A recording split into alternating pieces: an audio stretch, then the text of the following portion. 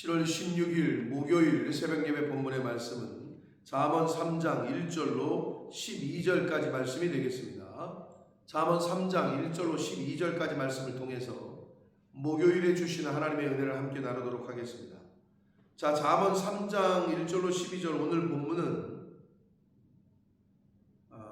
잠언에서 보여주는 가장 빈번하게 나오는 패턴이죠. 아버지가 아들에게 주는 권면의 형식으로 기록이 되어져 있습니다.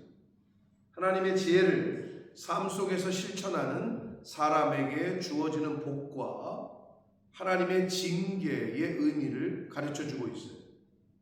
그래서 이 오늘 요 1절부터 12절 단락을 좀 나눠보면 1절부터 4절에서는 하나님의 말씀을 마음에 간직해라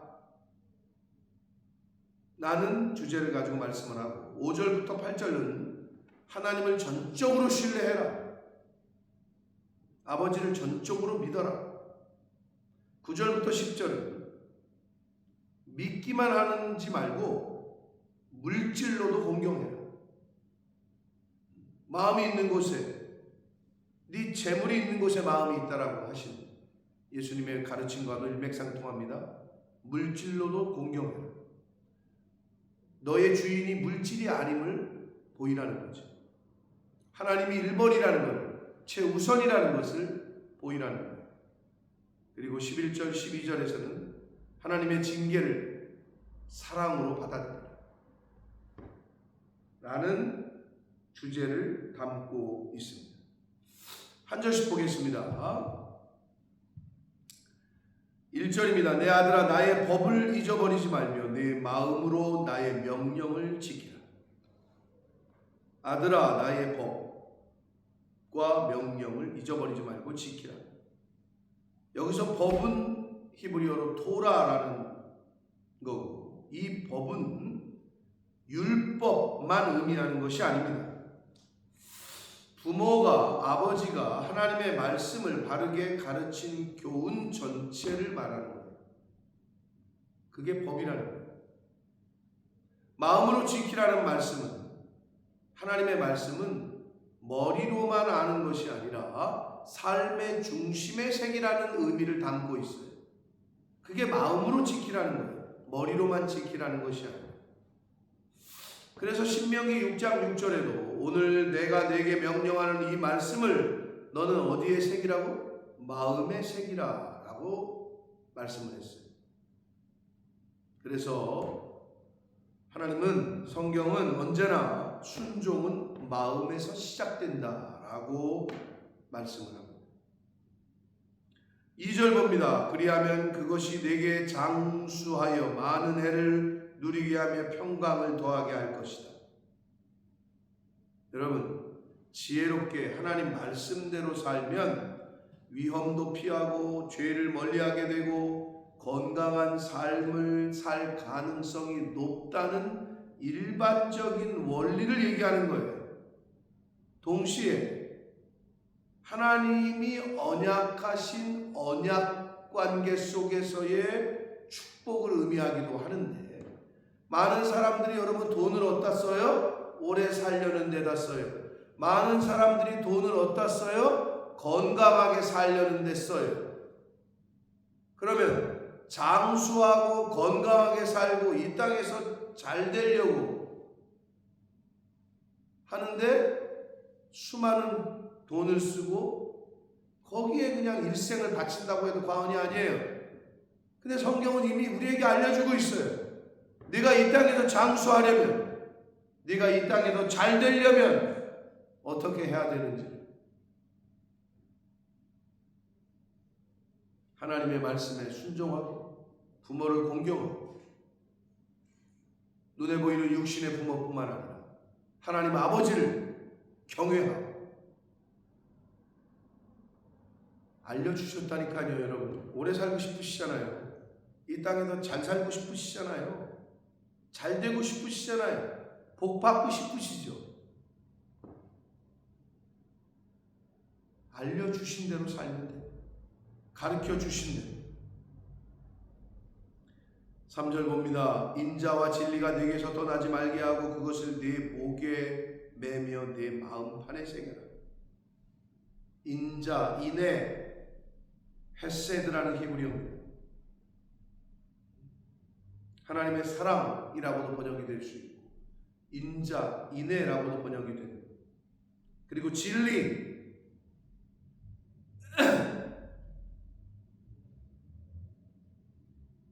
인자와 진리, 이것을 떠나지 말게 하래요. 이 인애와 인자와 진리는 이 구약 성경에서 가장 많이 나오는데 어떨 때 많이 나오느냐? 하나님을 설명할 때 나오는 표현이에요. 인자와 진리. 출애굽기 34장 6절에도 인자와 진실이 많은 하나님이라는 표현이 나와요. 하나님을 설명할 때 나오는 표현이에요. 하나님의 성품이기도 해요. 사랑도 있으시지만 진리도 있으시고, 사랑은 은혜를, 인자를, 진리는 어떤 의미에서는 갈라짐, 죄는 죄로, 아닌 건 아닌 것으로, 빛과 어둠을, 의와 불의를 갈라내는 이 두 가지가 다 있으시다는 거예요. 하나님의 백성은 자식이 부모를 닮듯 하나님의 이 성품을 닮아가야 해요. 인자와 진리. 그러기 위해서 목에 메고 항상 가까이에 두라고 말씀하고 있는 거예요. 마음판에 새기라고 말씀하고 있는 거예요.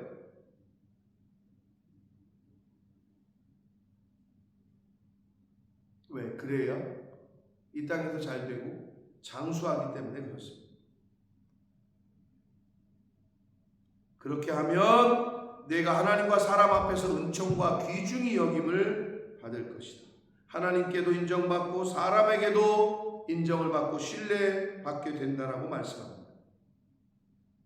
자, 예수님을 복음서에서 설명할 때 누가복음 2장 52절에 보면 하나님과 사람에게 더욱 사랑스러워 가셨다 라고 예수님의 유년 시절을 표현해요. 즉 하나님에게만, 교회 다니는 사람이 교인들에게만 칭찬을 받는다? 이건 뭐가 안 맞아요.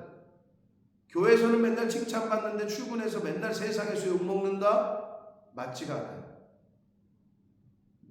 하나님과 사람에게서, 교회에서도 교회 밖에서도, 집에서도 학교에서, 집에서도 직장에서 인정받고 칭찬받는 모습으로 살아가게 됩니다. 어떨 때? 지혜를 내 마음판에 새기고 목에 메고 할 때. 5절부터 아주 이 잠언 전체에서 가장 유명하다고 말할 수 있는 내용이 나오는데, 너는 마음을 다하여 여호와를 신뢰하고 내 명철을 의지하지 말라. 6절, 너는 범사의 그를 인정하라. 그리하면 내 길을 지도하실 것이다 라고 말씀합니다.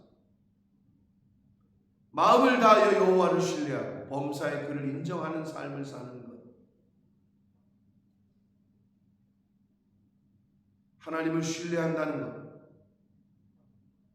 쉬운 것 같지만 너무 어려워요.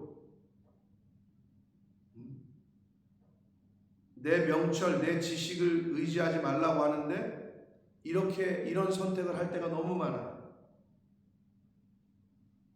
여러분, 하나님의 지혜가 인간의 지식이나 경험보다 우선되어야 됩니다.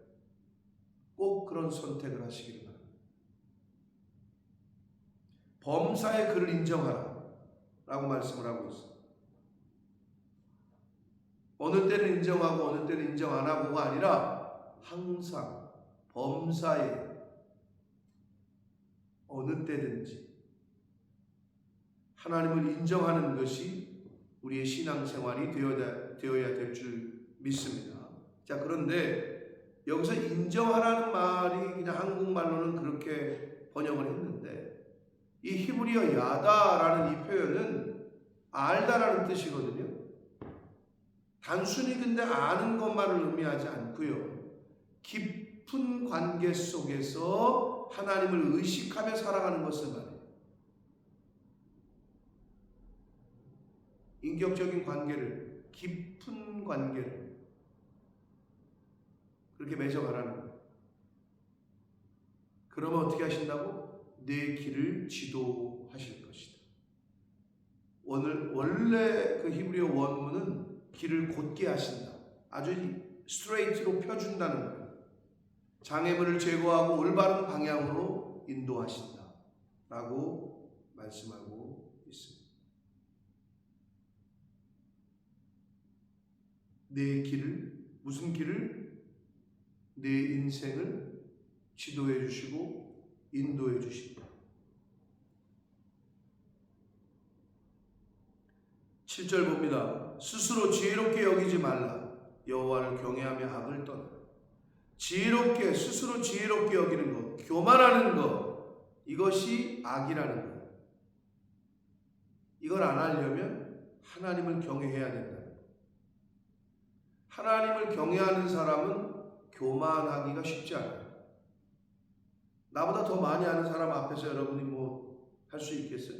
번데기 앞에서 주름 잡을 수 있겠어요? 똑같아요. 하나님을 경외하고 겸손한 마음을 갖는 자는 교만하기가 쉽지 않아요. 교만은 죄인 동시에 파멸로 이끄는 가장 지름길. 그리고 교만한 자는 하나님이 사랑하시는 게 아니라 물리치신다라고 말씀해요. 구약과 신약을 통틀어서 스스로 지혜롭게 여기는 것, 교만한 것, 이거는 정말 우리가 조심해야 될 건데, 자, 그렇게 해야 8절 이것이 내 몸에 양약이 되어 내 골수를 윤택하게 할 것이다 라고 말씀합니다. 하나님을 경외하는 삶은 영혼뿐 아니라 삶 전체를 건강하게 만드는 지름길, 그것이 바로 하나님을 경외하는 삶을 살아가는 것. 골수를 윤택하게라는 말은 생명의 활력을 불어넣는다는 것, 무기력한 삶을 사는 것이 아니라 하나님을 경외하는 삶을 사는 사람의 받는 복이고 그러한 사람들의 특징입니다. 활력이 있어요. 생기가 넘쳐요.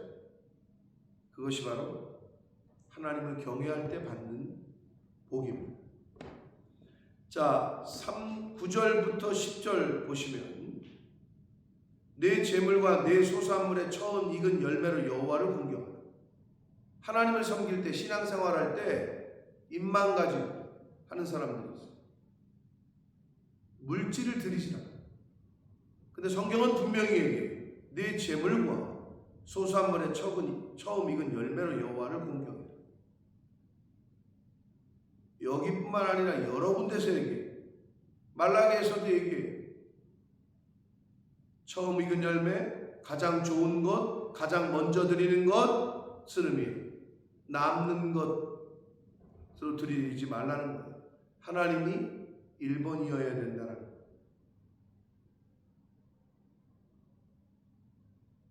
이스라엘은 첫 열매를 하나님께 드리며 모든 것이 하나님의 것임을 고백했었어요. 그런데도 하나님을 떠났어요. 그런데 왜 이렇게 그러면 물질로 섬기라고 하시느냐? 우리 때문이에요. 우리 때문에. 10절 그리하면, 그렇게 내가 한다면 내 창고가 가득히 차고 내 포도즙 틀에 새 포도즙이 넘칠 것이다. 말라기 3장의 11조와 헌물에 대한 이야기를 하시면서 말씀하신 내용과 일맥상통합니다. 내 창고가 가득하게 된다. 이 말은 단순하게 부자가 되게 해주겠다 이런 의미가 아니고요. 하나님이 공급하신다. 하나님이 공급하신다라는 것에 대한 의미예요. 일용할 양식을 광야 때 계속해서 공급해 주셨던 하나님, 그 하나님을 신뢰하고 그 하나님을 경외하는 삶을 살 때 하나님이 공급하실 거다라는 것을 계속해서 말씀을 하셔요. 무엇을 먹을까, 무엇을 입을까 걱정이 되세요? 재물이 없음이 걱정이 돼요? 그러면 철저하게 하나님을 경외하는 삶을 살아보시기를 권면드립니다. 그렇게 안 살아보셨어요? 그렇게 살아보기를 한번 살아보라니까요. 하나님의 공급하심을 경험하시고 체험하게 되실 줄 믿습니다. 자, 11절 12절인데요. 이 잠언 11절과 12절은 히브리서, 신약성경 히브리서 12장에서도 그대로 인용이 됩니다. 11절, 내 아들아 여호와의 징계를 경히 여기지 말라. 그 꾸지람을 싫어하지 말라. 12절, 대저 여호와께서 그 사랑하시는 자를 징계하시기를 마치 아비가 그 기뻐하는 아들을 징계함 같이 하신다. 히브리서 12장에 그대로 인용합니다. 징계를 받지 않는 자식은 사생자다. 여기서 징계는 훈련과 교육과 교정과 사랑 없는 벌이 아니라 성숙시키기 위한 그러한 교육을 의미하는 히브리어 무사르라는 단어예요. 그러니까 징계가 네거티브적인 의미가 아니라는 거예요. 굉장히 포지티브한 단어라는 거예요. 여기서 성숙시키기 위한, 더 발전시키기 위한 교육이 징계라는 거예요. 근데 여러분, 징계는 우리가 싫어하잖아요. 징계받았어지.